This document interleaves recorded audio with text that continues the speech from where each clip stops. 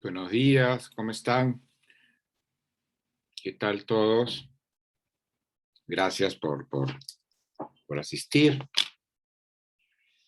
Eh, y nada, tenemos esta sesión de reposición.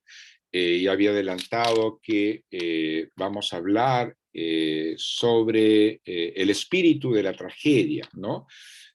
Más que hablar sobre ciertos conceptos que obviamente son útiles, los conceptos de la poética, y más que hablar de obras en particular, que es lo que vamos a hacer en las siguientes semanas, voy a hablar un poco sobre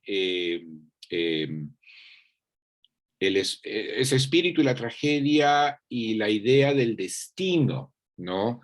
Que cala, ¿no? En prácticamente todas las obras trágicas, y que pueden, digamos, confundir al espectador, sobre todo contemporáneo. Hola, hola a todos, los del chat, ¿no? Ariana, Maje, todos.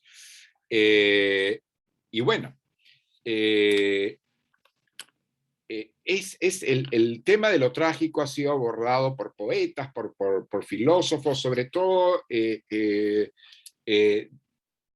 el tema de lo trágico, del espíritu trágico, empezó a abordarse a partir del siglo XVIII en adelante, ¿no es cierto? Los románticos también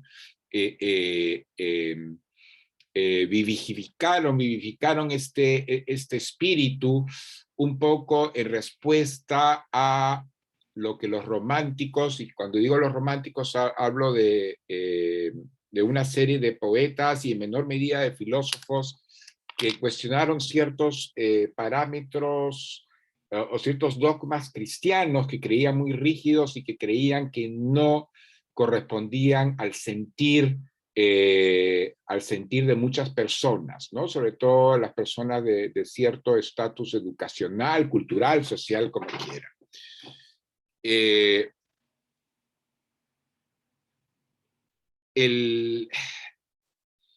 Nosotros, digamos, mal que bien, en Occidente, cuando digo nosotros, hablamos de ese nosotros occidental, que es enorme también, máxime viniendo del Perú, cuando hay muchas capas culturales, religiosas que se entrecruzan, ¿no?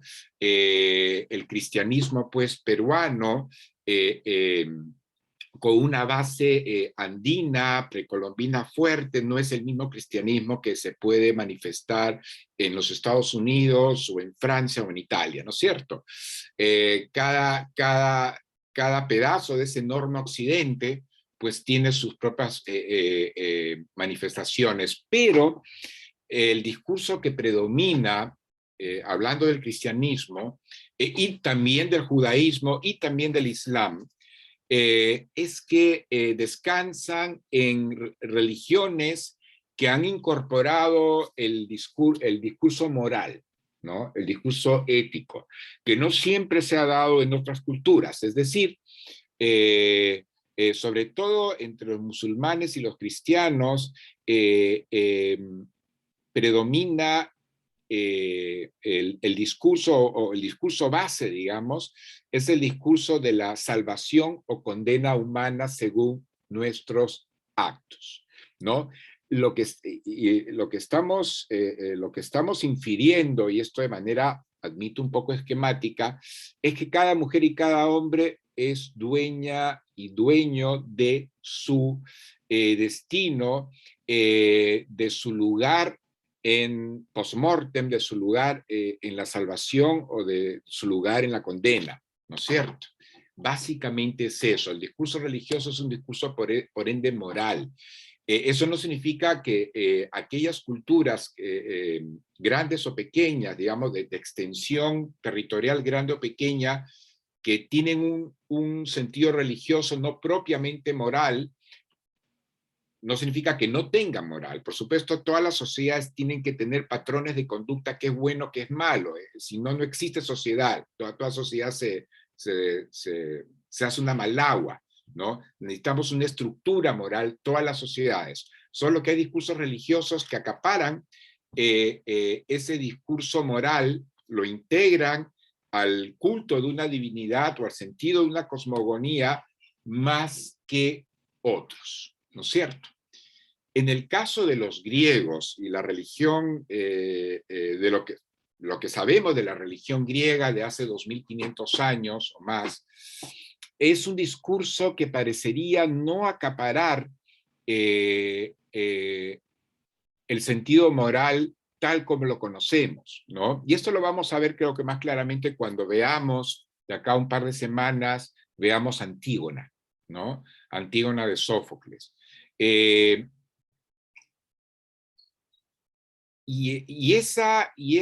Digamos, ese desplazamiento de lo moral en el culto religioso griego tiene que ver también con un sentido de la muerte.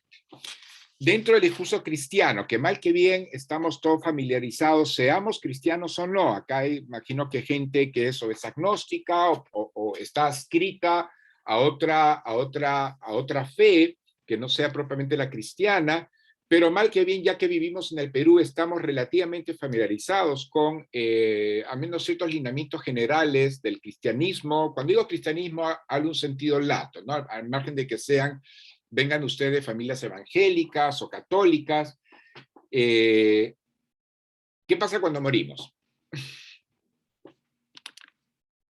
Dentro acá del cristianismo, dentro de lo que conocemos. Morimos y chau, dentro del discurso religioso cristiano, ¿ya fue? ¿O qué pasa? ¿Nos vamos al cielo o al infierno? A ver, voy a... ¿Nos vamos al cielo o al infierno? Vamos al cielo o al infierno, ¿no? Que asume que hay un momento, tengo entendido que hay un momento de espera, ¿no? Tenemos que esperar al juicio creo. final. Sí. ¿Cómo? Es que el audio... ¿El purgatorio? Bueno, a ver, tengo que revisar lo que escuché yo. Yo me crié en un colegio religioso hace 200 años. Cristo ya había venido. Pero el purgatorio creo que es para las personas no cristianas, o las personas que se portaron bien, pero no tanto, y que tienen que purgar justamente, ¿no? Pero creo que hay un momento como de espera, ahí no tengo entendido, y en el juicio final nos vamos a parar ante Dios y seremos evaluados según nuestras acciones. Y efectivamente en el juicio final unos irán al cielo y otros al infierno, otros creo que irán al purgatorio, del purgatorio pasarán al cielo, ¿no? Como una especie de preámbulo del cielo. Por eso tienen la famosa arquitectura que diseñó Dante Alighieri, ¿no? En la Divina Comedia, en donde están los tres mundos, el mundo subterráneo, que es el mundo del infierno, el mundo, digamos, de la superficie, que es el mundo del purgatorio, y al final una montaña te lleva al cielo, ¿no? Entonces, ¿no? Tenemos cielo o infierno. La verdad que no sé si nos vamos apenas, o sea, lo sabremos apenas nos morimos o tenemos que esperar todavía un poco. Pero está la condena o está la salvación, ¿no? Y mucho del discurso cristiano nos impele a salvarnos, no peques, Dios te mira, ¿no? Serás condenada, serás condenado, etcétera, etcétera. Y el énfasis que se dan sobre ciertas acciones más que otras, también depende de los diferentes territorios culturales cristianos, ¿no es cierto? En fin, pero esa es la tónica, digamos, de base, ¿no? El registro de base, el discurso de base, ¿no? O nos salvamos o nos condenamos, y esa es la concepción de la muerte. La muerte es el preámbulo, la sala de espera ante el juicio, donde nos salvamos o nos condenamos. En el mundo griego, pues, no es así. En el mundo griego, los muertos iban al Hades, ¿no? El Hades es el mundo subterráneo. Todos iban al Hades, ya sean las personas justas o las personas malas, todos iban al mismo lugar. ¿Ya? Y ustedes me preguntarán, pero profe, ¿qué va a pasar después del Hades? O sea, es una especie de antesala de lo bueno y de lo malo. No está especificado. La única concepción digamos, transmundana, o digamos que va más allá de la vida biológica en Grecia, es el mundo, es el mundo del Hades, ¿no? Ya desde la Ilíada, por ejemplo, encontramos a Yocasta, en la Ilíada, Yocasta, que es la esposa y madre de Edipo, que le cuenta a Aquiles, digamos, su propia historia, ¿no? Y en el Hades hay una serie de personajes, y esto se repite en muchas mitologías, que cuentan su historia en la tierra, cuando estaban vivos. El ambiente del Hades es un ambiente de profunda melancolía, que se parece un poco a ciertas salas o ciertos círculos del purgatorio, ¿no? Del purgatorio o los círculos más leves del infierno, ¿no? Donde las personas que pecaron y han sido condenadas, hay algunos que en los peores círculos sufren tormentos indecibles, sobre todo tormentos físicos espantosos, pero en los círculos un poco más suaves, porque si seguimos, digamos, la arquitectura que nos planteó Dante Alighieri, en los círculos más suaves hay sobre todo un lamento por, porque saben que no van a compartir el reino de los cielos, no verán más la cara de Dios, ni la de los ángeles, ni de los bienaventurados, ¿no es cierto? O sea, hay un lamento por lo perdido. En la escatología cristiana, repito, es el lamento por el mundo que no van a poder conocer, ¿no? No verán a Dios, y hay un sentimiento de profunda melancolía. Esto ha sido retratado en muchas poesías, en el Dante famosamente, repito. Y el Hades es algo similar, pero en el Hades las almas se lamentan no por el mundo que no verán, ¿no? Sino se lamentan por el mundo que perdieron, por el mundo que vivieron en vida, ¿no? En tierra, y que lamentan. Hay una lápida que quisiera compartir con ustedes. Voy a compartir un segundo.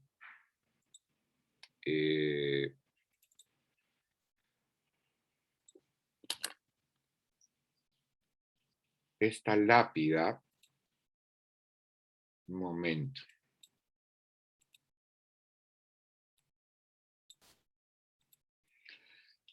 Esta es una lápida que se encuentra en el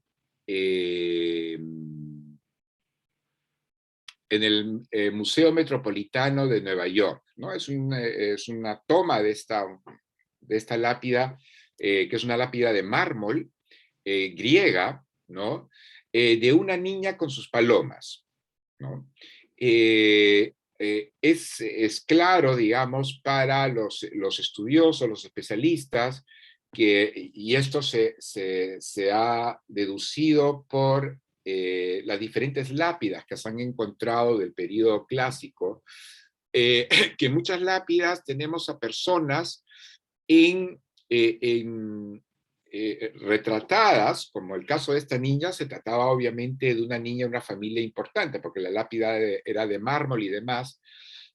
Por supuesto no sabemos quién es esta niña, pero se retratan a personas en hábitos o actividades que les eran queridas. En el caso de esta niña tenemos a una niña que murió joven, murió de niña, por eso está retratada como niña, que parece aficionada a las palomas, que tenía un columbario seguramente, ¿no? Criaba palomas mensajeras, y se la retrató así, ¿no? Con la cabeza agacha, lamentándose. Este es el registro, escogí esta lápida porque este es el registro típico del sentido de la muerte griega. La muerte, el discurso religioso griego no especula sobre si me voy a salvar o voy a condenarme. se queda inmovilizado en la nostalgia por lo que ya pasó. Por esto esta visión de la muerte griega caló tan hondo entre los poetas y algunos filósofos románticos, ¿no? Porque en la poesía romántica, del romanticismo, quiero decir, no estoy hablando de la poesía amorosa, eso es un rubro aparte, pero la poesía del romanticismo es la poesía, digamos, donde se exalta el yo, y el yo tiende a tener un registro romántico. Entonces, la muerte era eso para los griegos. Era el lugar donde tú echas de menos la vida que perdiste. Nada más sabemos. Sabemos que los griegos, aunque no sabemos, lo que no podemos saber es qué tan sistemático era esto, creían en la reencarnación, ¿no? De hecho, hubo héroes, hay un testimonio de un héroe griego, digamos, en que él anhela encarnarse una vez en su siguiente vida en un campesino humilde, ¿no? Ya no quería él encarnarse nuevamente en el seno de una familia, digamos, prestigiosa, guerrera, sino quería ser un hombre anónimo, humilde, ¿no? Un campesino. Por esto y otros digamos, testimonios en escritos antiguos, es que asumimos que los griegos creían en la reencarnación.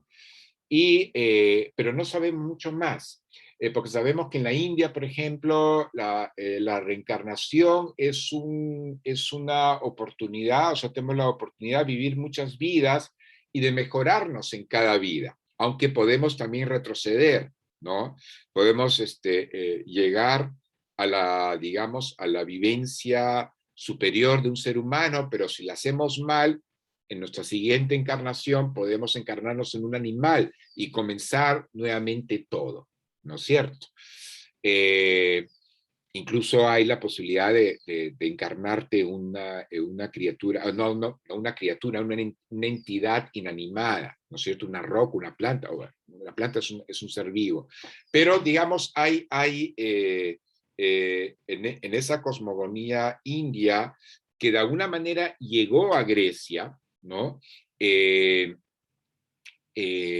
La reencarnación está, digamos, está sistematizada en el discurso, digamos, hinduista y habla, repito, de la posibilidad de una perfección espiritual a través de vivir varias vidas, ¿no? Es como un larguísimo aprendizaje que tenemos que pasar a través de milenios, ¿no? O sea, no basta vivir 2, 3, 4 vidas, tenemos que vivir cientos de vidas, en fin.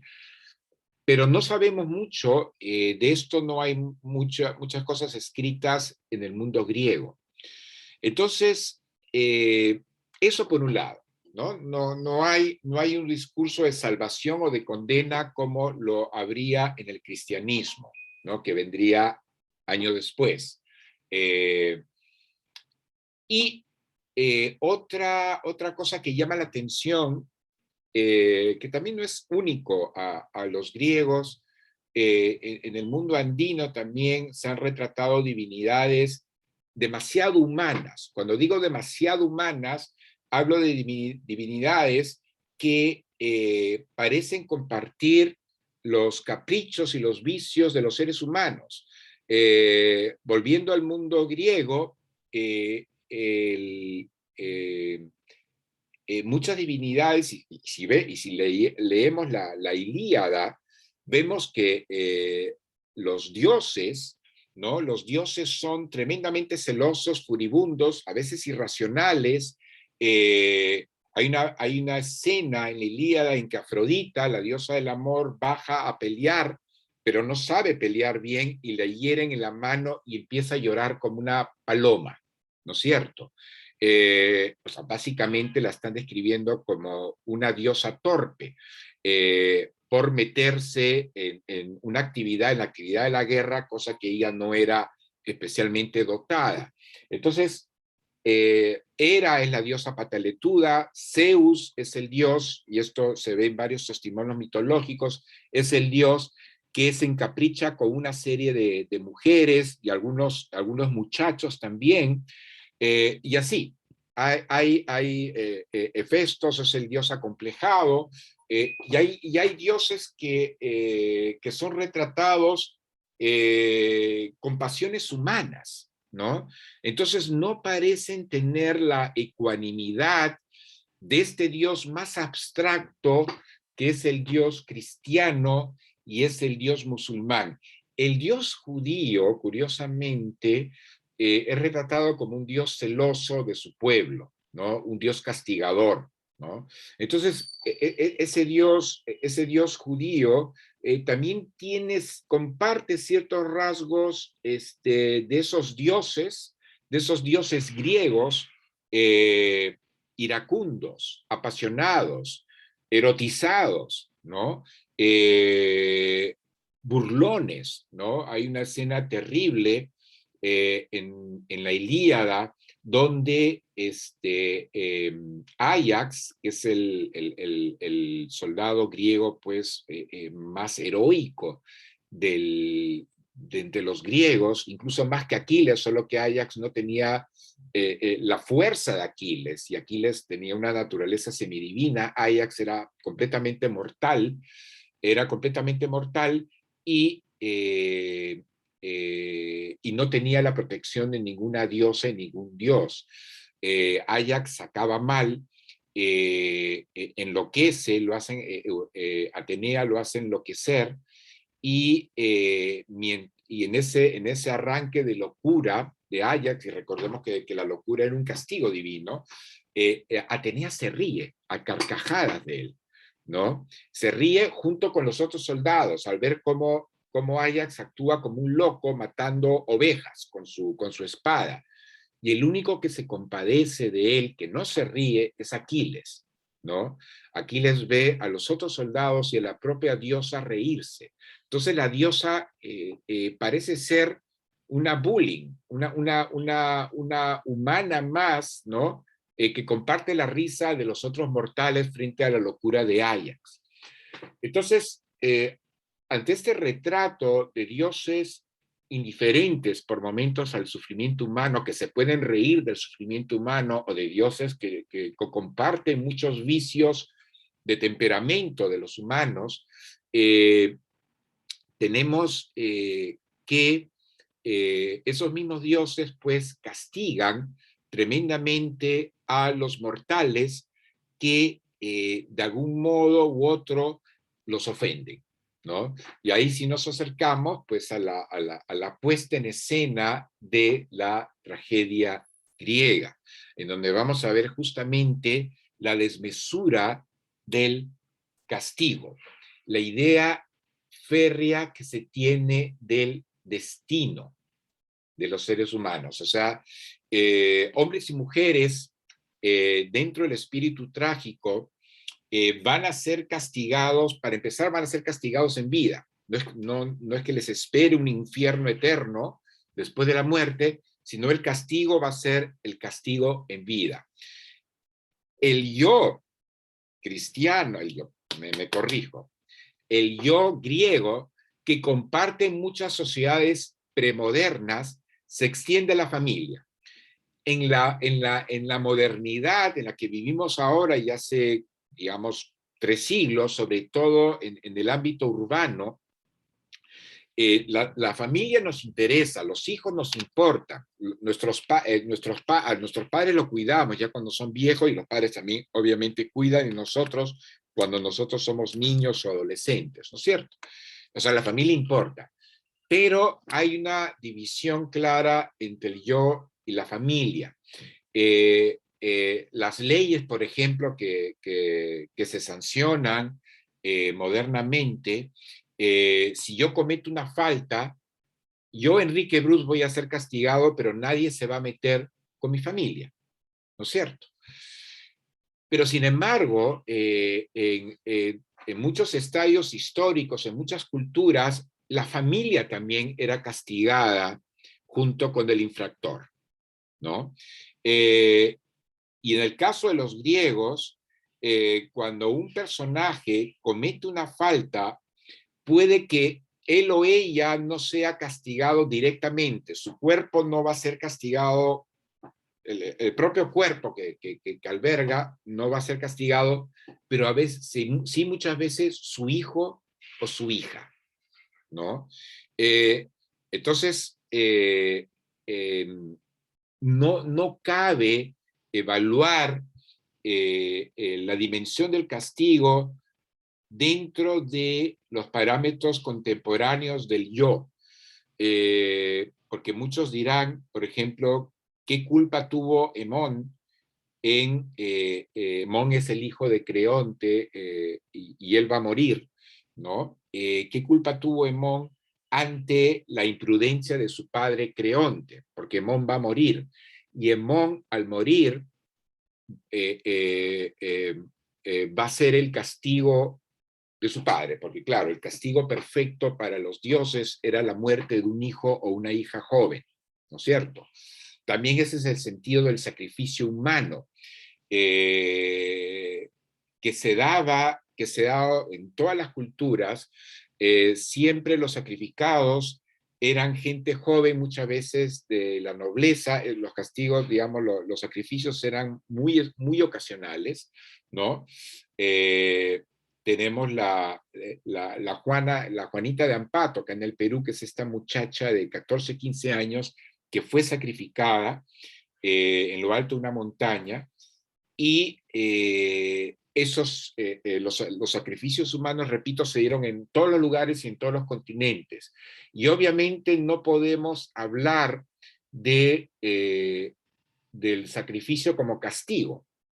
O sea, nadie está castigando al muchacho o la muchacha que va a ser sacrificado, sino que el castigo, no el castigo, pero la terminación de una vida joven, que es terrible, tanto para la persona joven, para sus padres, no tiene que ver con un sentido de justicia.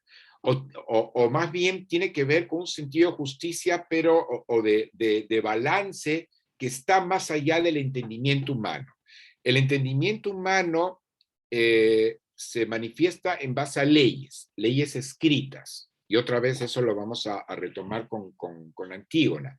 Las leyes escritas digamos, que dictan justicia son, procuran, digamos, establecerse dentro de ciertos criterios lógicos, férreos, donde sean entendibles para todos. Se me castiga, porque entiendo, esta fue la infracción. Ante esta infracción, este castigo, ¿no?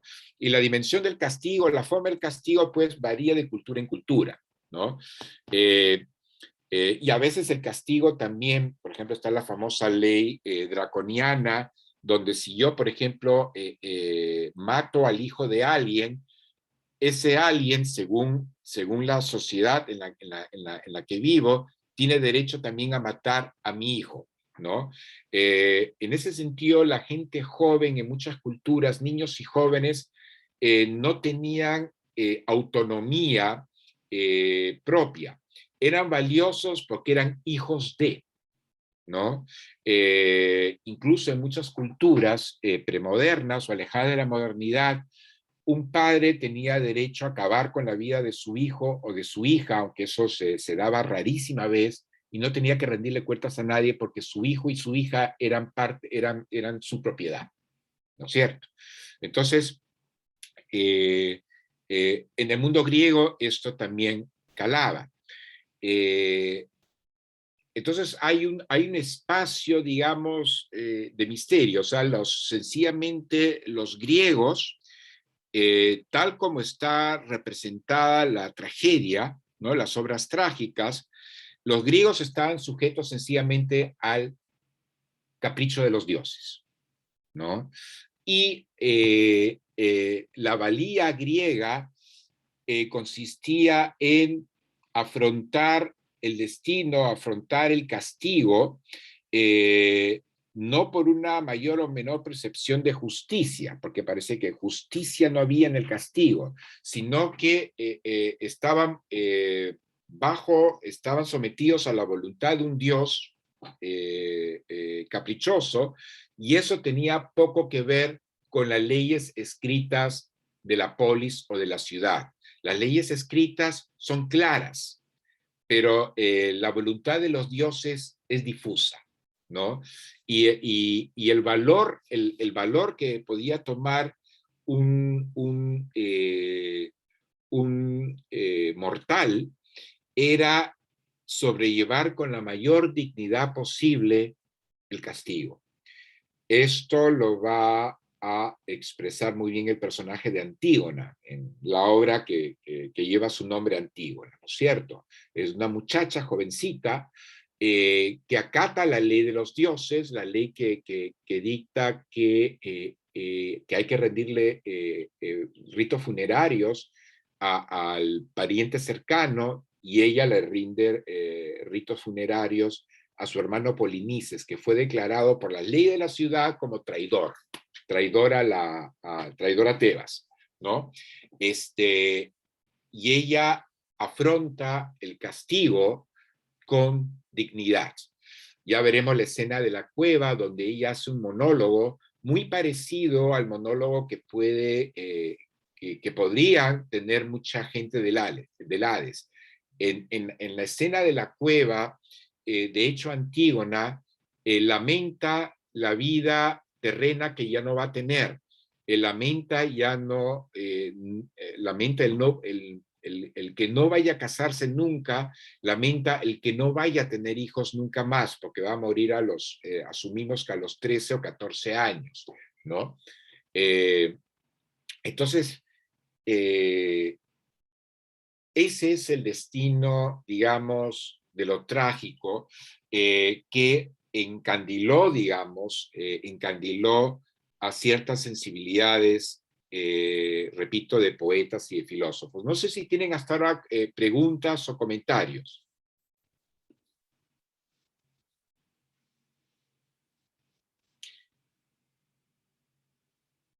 Sí,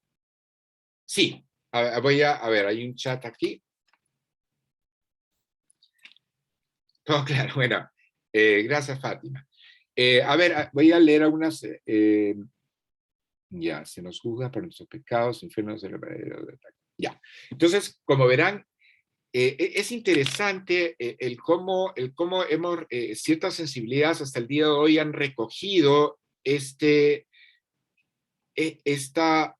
mundo, este mundo antiguo, ¿no? Este espíritu del destino antiguo, que va muy a tono con ciertas sensibilidades artísticas y poéticas que suelen ser rebeldes, ¿no? O relativamente rebeldes ante las verdades absolutas del discurso cristiano, para hablar de la esfera occidental cristiana, donde sabemos, donde las leyes están claras, miren, o pretenden que sean claras, mire, esto te va a salvar, esto te va a condenar, ¿no? Los católicos pues tienen los dictámenes de Roma, ¿no es cierto? La Iglesia Anglicana pues también, la del cónclave de obispos anglicanos, la Iglesia Ortodoxa rusa tendrá lo mismo, los diferentes grupos protestantes, evangélicos, pentecostales, neopentecostales, en fin, hay una serie de dominaciones, también procuran adherirse a lo que dice el pastor, ¿no? El pastor. En todas estas culturas, así como en los imams, no sé, nunca sé cómo es en plural, musulmanes y los rabinos, ¿no? En el mundo judaico, pues también tienen ideas claras del comportamiento. Lo que atrae a muchos espíritus, digamos, inclinados al arte, inclinados a la poesía, es justamente la soledad humana. El que un ser humano no tenga, suena sádico, suena masoquista más que sádico, suena masoquista para a unos espíritus el que nada garantice una salvación, y que el mundo, digamos que nuestro transcurrir en el mundo sea una zona, digamos, de riesgo y de incertidumbre. Pero en esa incertidumbre es donde se despierta, digamos, la imaginación para ciertas sensibilidades. Muchas veces el sentimiento religioso, el sentimiento poético, artístico, se acercan pero se distancian. Y esto ha sido retratado mucho por la filosofía y la poesía, ¿no? El cómo el sentido de la verdad religiosa y el sentido de la belleza, digamos, se tocan y se alejan a la vez. Son como parientes cercanos, pero son dos entidades separadas, ¿no? No pueden fusionarse completamente. Entonces, ese es el sentimiento que ha encandilado tanto, repito, a ciertos poetas y ciertos artistas hasta el día de hoy. Hay ahora también, parecería que en Occidente hay todo un movimiento llamado, digamos, humanista, no sé si el término es justo o no, en donde muchas mujeres y muchos hombres recogen ciertas experiencias del mundo religioso oficial, cristiano, judío, ¿no? Pero lo interiorizan y lo hacen subjetivo, ¿no? O sea, como si en cada hombre y cada mujer hubiese, cada uno elaborase sus propias experiencias religiosas particulares e incurren en prácticas, en rituales que no necesariamente corresponden a de sus propias comunidades, ¿no? Tiene que ver, por ejemplo, en el Perú, con gente de extracción cristiana, ya sea cristiana laxa, medio agnóstica, y les atrae tremendamente, por ejemplo, el mundo de los sapos, el mundo de la ayahuasca. Entonces, lo que parece estar germinando es un mundo de la propia exploración, de ver cómo es que me manifiesto espiritualmente en esta vida que llevo. O sea, dejo de lado los discursos cerrados, y esto lo digo, por favor, en términos neutros, lo más neutramente posible que puedo, de la oficialidad, digamos, cristiano-judía, y yo mismo busco mi camino. Esta es la soledad, esta soledad, digamos, contemporánea, es la soledad griega, ¿no?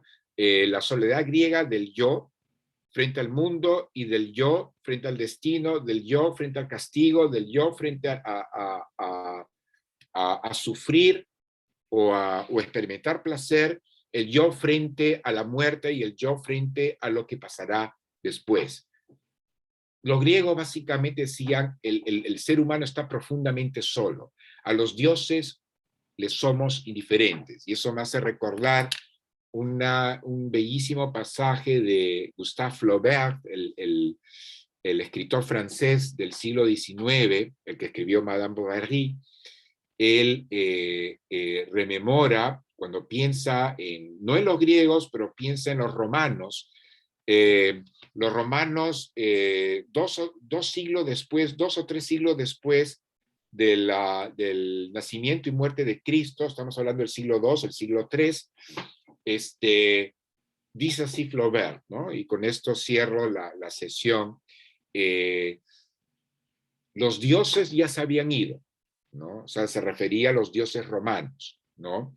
Los dioses ya se habían ido y Cristo no había llegado. O sea, la palabra de Cristo todavía era muy incipiente. Si bien Cristo ya había muerto hacía 200, 300 años, todavía las comunidades cristianas de entonces estaban muy dispersas. No había un discurso cristiano cohesionado e imperial, que lo va a haber un siglo después, ¿no? Con Constantino. Pero entonces Flaubert se queda con esa frase: los dioses romanos, ¿no? Los dioses ya habían partido y Cristo no había llegado. Y era un momento único en que el hombre estuvo solo. y ahí denota cómo Flaubert le atrae la figura de este hombre, esta mujer sola, ya sin dioses. ¿Qué hacer? ¿No es cierto? Ese es el espíritu griego, ese es el espíritu de la tragedia. Es la incertidumbre, es el espacio de la incertidumbre, es el espacio de la soledad absoluta, es el espacio de la indiferencia divina ante nuestras desdichas, ¿no? Eso es. Ahora sí, ¿alguna pregunta, comentario? Y los dejo solo con sus destinos, si no.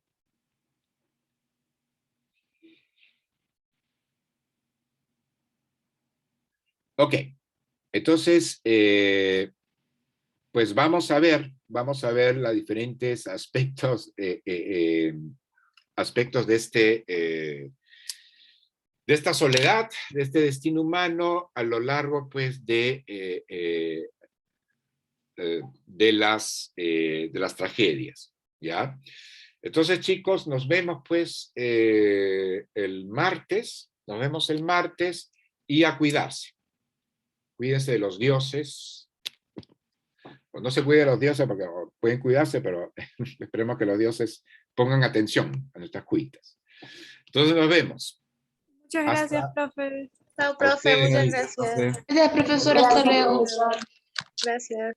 Cuídese Gracias. mucho, profe. Usted también, todos.